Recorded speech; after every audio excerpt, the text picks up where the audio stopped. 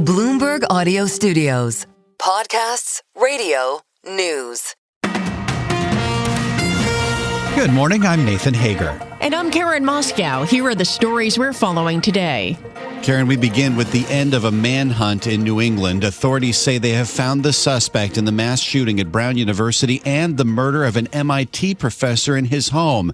Ted Dox is special agent in charge of the FBI's Boston field office. We got him. Shortly before 9 o'clock tonight, the FBI SWAT team executed court-authorized search warrants at a storage unit facility in Hampshire Road in Salem, New Hampshire.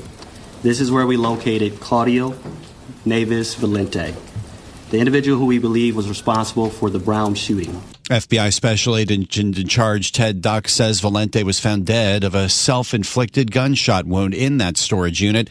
Providence, Rhode Island Police Chief Oscar Perez says they tracked Valente down after identifying a vehicle that was rented near Brown in Massachusetts. It was actually a video that provided us with a description of a vehicle.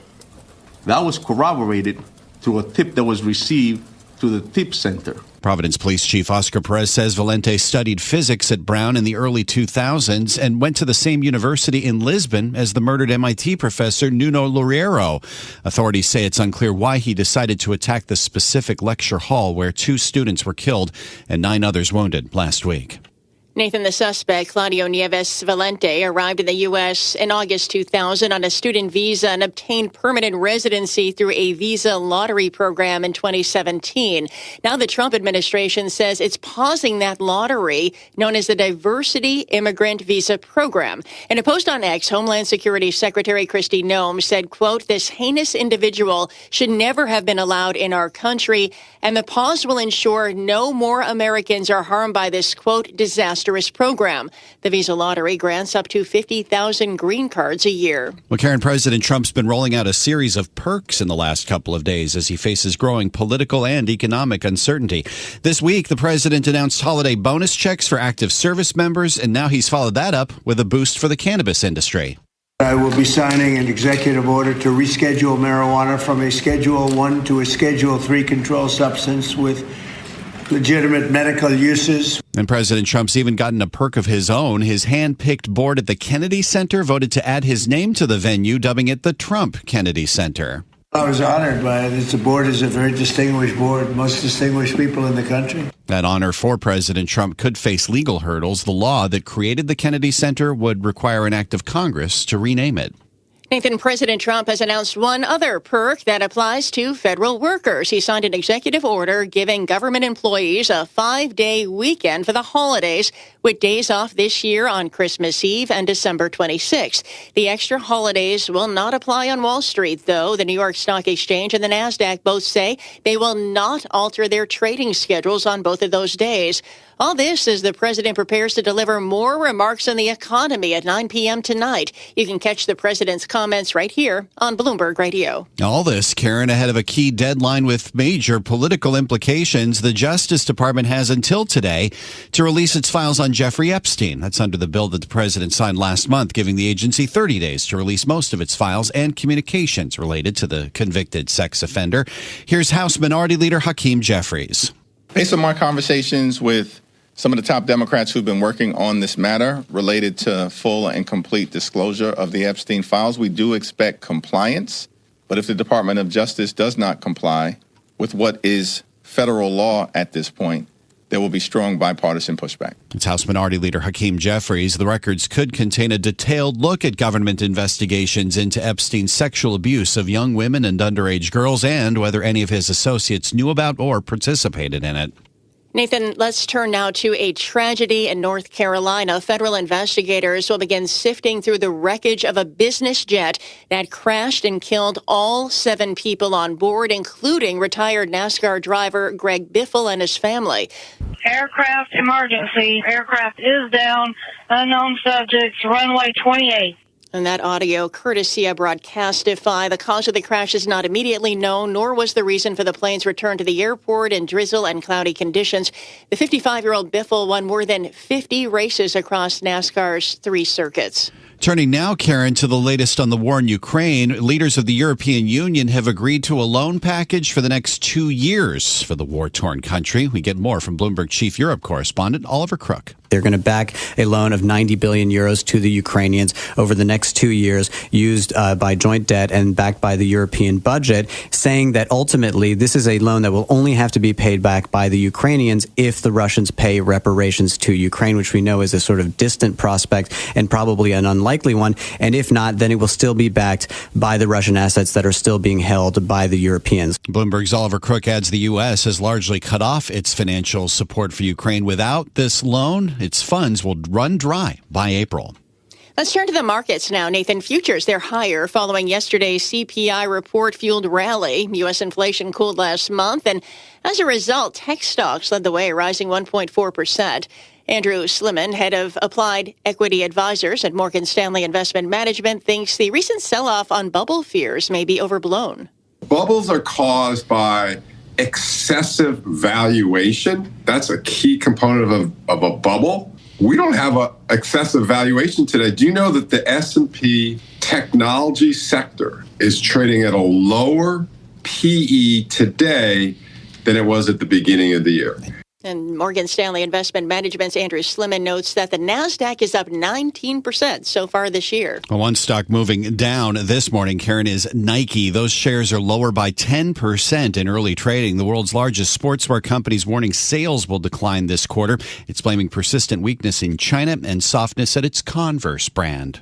FedEx also in the spotlight. Nathan, the shipping giant raised the low end of its profit outlook for the year and reported earnings for the most recent quarter that topped Wall Street estimates. However, shares are still lower, down about 0.9% in early trading. And Karen, TikTok says it signed an agreement for a new U.S. joint venture. This long-delayed plan to separate from its Chinese parent ByteDance was put in motion when the video-sharing sensation said it is being bought by a group of buyers led by Oracle. We get more from Bloomberg senior technology editor Mike Shepard. And yet the security guarantees are going to be one of the big questions out there. And the other will be, has China signed off on this as well? And we are waiting to see what Beijing will say and if it has been part of the trade conversation. Bloomberg's Mike Shepard tells Balance of Power host Joe Matthew that the U.S. joint venture will operate as an independent entity controlling data protection, content moderation, and algorithm security with a new 7-member majority American board of directors. Time now for a look at some of the other stories making news in New York and around the world. And for that, we're joined by Bloomberg's Monica Ricks. Monica, good morning. Hey, good morning, Karen. The Department of Health and Human Services has just proposed new restrictions designed to block access to gender-affirming care for minors. This is the latest step by the Trump administration to crack down on care for transgender Americans. And the proposals include cuts to federal Medicaid and Medicare funding from hospitals. They're not final or legally binding, though. These proposals would have to go through a lengthy rulemaking process and are likely to face legal challenges. As Australia continues reeling from a mass shooting on a Hanukkah celebration at Bondi Beach that left 15 people dead, Prime Minister Anthony Albanese announced a national gun buyback program to get guns off streets in that country. The government will establish a national gun buyback scheme to purchase surplus, newly banned and illegal firearms, the largest buyback since the Howard government initiated one in 1996. Yeah, Australia did a similar buyback program then. After the massacre in Tasmania's Port Arthur, it left 35 people dead. U.S. Special Envoy Steve Witkoff will be meeting with Russian officials this weekend in Florida to discuss a proposed plan to end its war in Ukraine. That meeting follows similar talks with Ukrainian and European officials in Berlin earlier this week. Witkoff is also meeting with senior officials from Qatar, Egypt, and Turkey today in Miami to discuss the next phase of the Gaza deal. President Trump announced more activities planned for the nation's 250th birthday next year, including the so-called Patriot Games. An unprecedented 4-day athletic event featuring the greatest high school athletes, one young man and one young woman from each state and territory. Sound familiar? A lot of critics are comparing it to the Hunger Games. Others argue it's just like a youth Olympics. Global news 24 hours a day and whenever you want it with Bloomberg News Now. I'm Monica Ricks, and this is Bloomberg. Karen, Nathan? Thanks, Monica. Time now for our Bloomberg Sports Update, and for that, we bring in John Stashower. Thanks, Darren. What a game in Seattle. The Rams and Seahawks playing for first place in the NFC. There were 3 late changes, and then the Rams built up a 16-point lead with just over 8 minutes to play. Seattle with 2 touchdowns and 2 two-point conversions to get the game to overtime where they trailed, but then scored a touchdown and added another 2-pointer. Seattle won 38-37. The college football playoff begins tonight with Alabama at Oklahoma. The Sooners beat the Crimson Tide a month ago. That's your Bloomberg Sports Update. Stay with us. More from Bloomberg Daybreak coming up after this. Coast to coast on Bloomberg Radio, nationwide on Sirius XM, and around the world on Bloomberg.com and the Bloomberg Business app. This is Bloomberg Daybreak. Good morning. I'm Nathan Hager, and the nearly week-long search is over for the suspect in the Brown University mass shooting and the murder of an MIT professor in his home. Providence, Rhode Island Police Chief Oscar Perez says they tracked down 48-year-old Claudio Neves Valente dead by his own hand in a storage unit in Salem, New Hampshire. He was a Brown student. He was a Portuguese national. And his last known address was in Miami, Florida. It was Providence Police Chief Oscar Perez making the announcement in a news conference last night. This morning, we're joined by Bloomberg Breaking News editor Alexander Pearson. And Alex, this search had caused a lot of anxiety and frustration across New England. What more do we know about how this case finally broke? Good morning. Good morning, Nathan. Yeah, that's right. So ever since the shooting at Brown University last week, there had been a multi-state manhunt after the suspect. And interestingly enough, it was actually a tip-off from someone who saw the suspect, the gunman, at the university, who actually posted about this on Reddit and then subsequently went to the police and told them that he had seen a car. He believed it was a rental car. And that tip-off actually helped the police identify this suspect, the Portuguese national who was found dead yesterday. Do we know anything more at this point? Are investigators saying anything more about what motivated this attack? We know that he had connections to Brown and apparently to this MIT professor as well. Yeah, that's right. We don't really know the exact motivation. The police don't believe that the students who were targeted in the shooting at Brown University were actually targeted with intent. However, they do say there is a link between the shooter and the MIT professor who was killed earlier this week, insofar as both are Portuguese nationals and both actually attended the same university in Lisbon, Portugal. I believe it was in the late 90s. They don't know exactly, what the relation was. They think they knew each other, and they don't yet whether, what the exact motivation was, but they are pursuing that lead now. And we know, of course, now that given that he was a Portuguese national, we understand here legally in this country, this is leading to some pretty significant changes once again when it comes to immigration policy from the Trump administration. That's right. The Department of Homeland Security Secretary Kristi Noem came out yesterday in a post on X announcing that she's ordered this lottery program for green cards that was used by the shooter to enter the U.S. in 2017 to be paused. That program, they assure around 1,000 green cards issued every year under the terms of that program. So that's now being stopped. And as you say, this is coming on the heels of tighter travel restrictions on many developing countries, heavy fines for certain types of visa categories that companies, and obviously the hardline deportation program that the Trump administration has been pursuing since it came into office in January.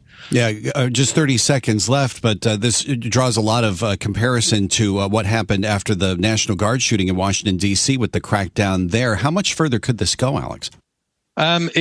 It's not really clear at this moment in time, but it could keep going further. I mean, there are many different visa categories, many different avenues that the Trump administration could legally pursue to tighten immigration. We saw that they expanded the travel restrictions to even more countries in the wake of that shooting of the National Guard members. So at this point in time, it doesn't seem like this might not be the end. I mean, coming into 2026, we might see even further immigration restrictions coming from this administration. This is Bloomberg Daybreak, your morning podcast on the stories making news from Wall Street to Washington and beyond. Look for us on your podcast feed by 6 a.m. Eastern each morning on Apple, Spotify, or anywhere else you listen. You can also listen live each morning starting at 5 a.m. Wall Street time on Bloomberg 1130 in New York, Bloomberg 99.1 in Washington, Bloomberg 92.9 in Boston, and nationwide on Sirius XM Channel 121. Plus, listen coast to coast on the Bloomberg Business app, now with Apple CarPlay and Android Auto interfaces. And don't forget to subscribe to Bloomberg News Now. It's the latest news whenever you want it, in 5 minutes or less. Search Bloomberg News Now on your favorite podcast platform to stay informed all day long. I'm Karen Moscow. And I'm Nathan Hager. Join us again tomorrow morning for all the news you need to start your day right here on Bloomberg Daybreak.